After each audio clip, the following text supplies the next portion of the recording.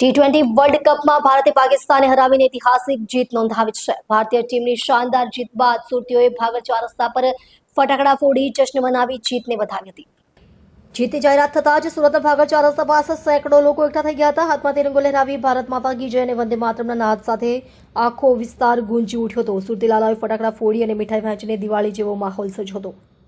રવિવારની રાત્રે લોકોના ઉત્સાહને જોતા પોલીસ દ્વારા પણ ચુસ્ત બંદોબસ્ત ગોઠવવામાં આવ્યો હતો, જેથી કોઈ અનિચ્છનીય ઘટના ન બને।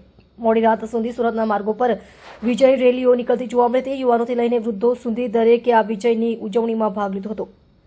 ભારતીય બેટ્સમેનોએ પ્રથમ ઇનિંગમાં શાનદાર પ્રદર્શન કરીને મોટો સ્કોર ખડો કર્યો હતો। ત્યારબાદ ભારતીય બોલરોએ અસરકારક બોલિંગ કરતા પાકિસ્તાની ટીમ નિર્ધારિત 20 ઓવરમાં માત્ર 113 રન જ બનાવી શકી હતી। ભારતીય ફિલ્ડિંગ પણ શાનદાર રહી હતી, જેના કારણે પાકિસ્તાની બેટ્સમેનો સતત દબાણમાં રહ્યા હતા।